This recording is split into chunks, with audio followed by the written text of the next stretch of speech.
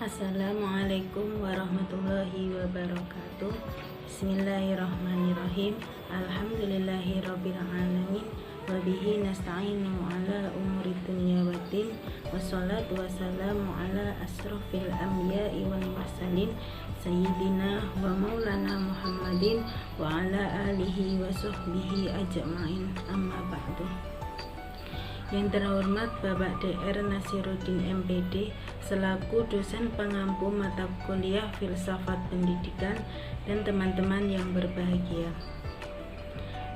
Tak lupa sholawat dan salam tetap kita haturkan kepada junjungan Nabi Agung Muhammad Sallallahu Alaihi Wasallam yang kita nantikan syafaatnya di yaumul kiamah.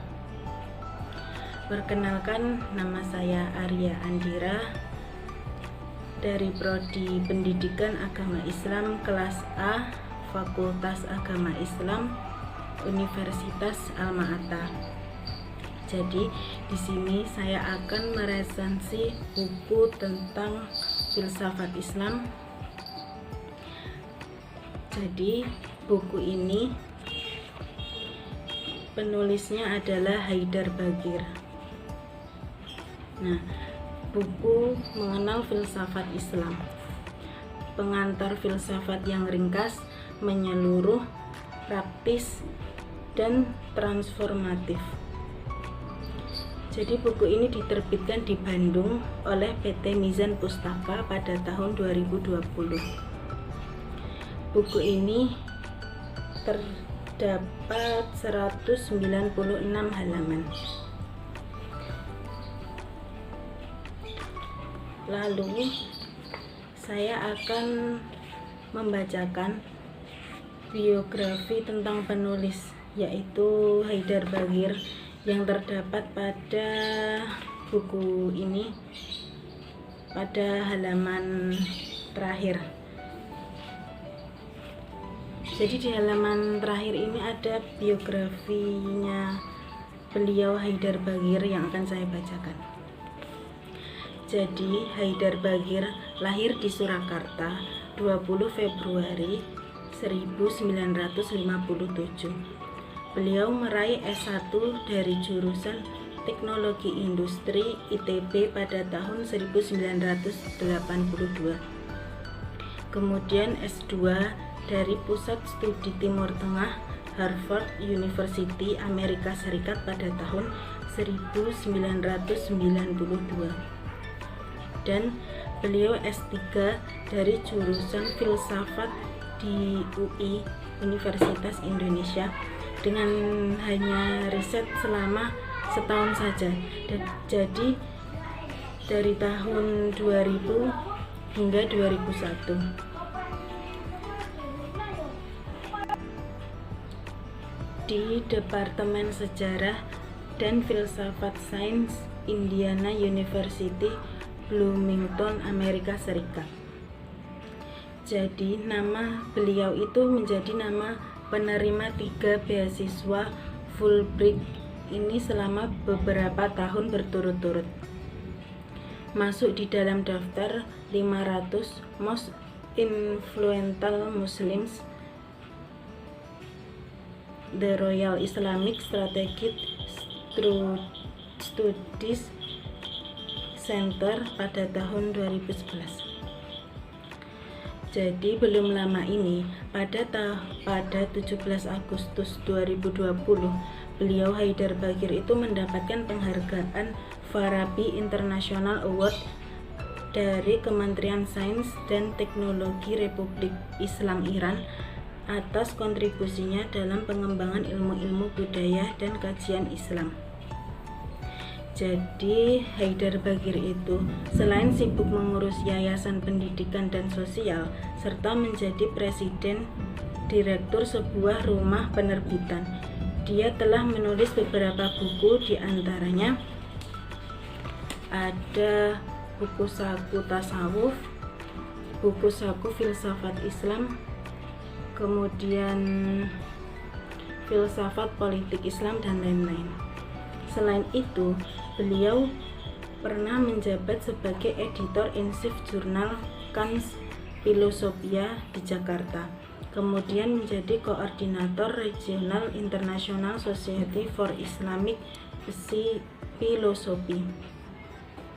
Begitu juga pendiri Gerakan Islam Cinta serta menjadi dosen di ICAS dan STFI Sadra Jakarta. Jadi di dalam buku ini, di isi buku ini ada 16 bab. Jadi saya akan membacakan salah satu bab yang berjudul Apa itu Filsafat Islam, yang terdapat di halaman 73. Bab 5, apa itu filsafat Islam? Jika orang ditanya apa perbedaan agama dan filsafat, jawaban standarnya adalah sebagai berikut. Filsafat mulai dari keraguan-raguan, sementara agama dimulai dari keimanan. Jawaban ini meski sepintas tampak memuaskan, tak terlalu tepat jika dirujukkan kepada filsafat pramodern, khususnya Islam. Pertama, tak benar bahwa agama Islam menyatakan bahwa penganutannya bermula dari iman. Dalam Islam, hal ini paham rasionalistik Islam. Keimanan datang belakangan setelah atau paling cepat bersamaan dengan akal. Menurut paham ini, agama harus dipahami secara rasional. Bukan bagi sebagian orang adalah menjadi tugas setiap individu muslim untuk berupaya sampai kepada kepercayaan atau akidah yang benar tentang Islam lewat pemikirannya sendiri. Dengan demikian, sampai batas tertentu, keraguan-raguan, skeptisisme sehat memang dipromosikan di sini. Agama, kata sang nabi, adalah akal. Tak ada agama bagi orang yang tidak berakal. Kedua, tak pula benar bahwa filsafat Islam sepenuhnya mulai dari keraguan-raguan. Seperti segera akan kita lihat, ciri filsafat Islam bukanlah terutama terletak pada skeptisisme. Ciri yang membedakan filsafat Islam dari pendekatan tradisional dan teologis adalah pada metode yang digunakan. Kalau dalam yang disebut belakangan metode yang digunakannya bersifat dialektik atau jadali, maka dalam filsafat Islam meski sama-sama rasionalogis, metode yang diterapkan adalah demonstrasional atau burhani.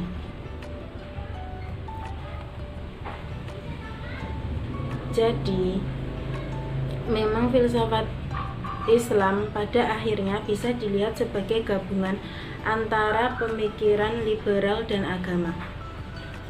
Ia bisa disebut sebagai liberal dalam hal pengandalannya pada kebenaran-kebenaran primer dan metode demonstrasional untuk membangun argumentasi-argumentasinya.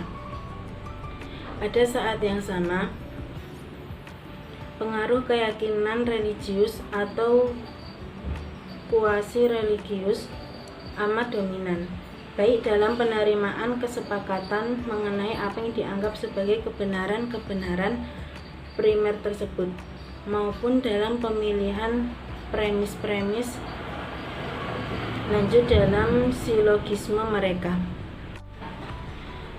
Sejak awal sejarah filsafat Islam, ketika pengaruh Aristotelianisme masih amat kuat, apalagi dalam bentuk mistisisme, iluminisme, teosofi, dan hikmah akal selalu dipahami secara bertingkat-tingkat.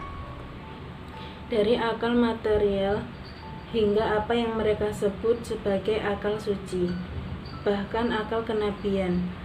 Akal dalam aktualisasi puncaknya ini dikaitkan dengan kemampuan untuk melakukan kontak dengan akal aktif, sejenis intelek yang oleh sementara pemikir muslim diidentikan dengan malaikat Jibril, sebagai pembawa wahyu atau ilham.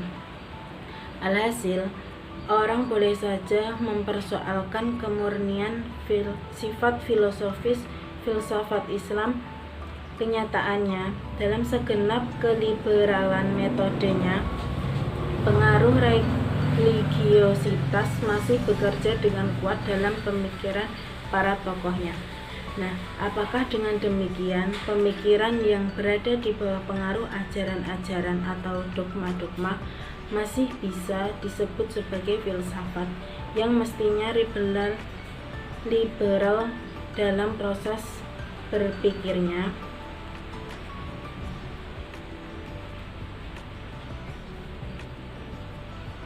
Jadi, dari uraian tadi itu, beberapa kesimpulan kiranya bisa ditarik, yaitu filsafat Islam bisa disebut demikian bukan sekadar filsafat Muslim atau filsafat Arab, karena sifat menentukannya ajaran Islam di dalamnya. Bahkan bukan hanya filsafat Islam pasca Ibnu Rushd yang memang menjadikan teks-teks tradisi sebagai bahan ramuan filsafatnya.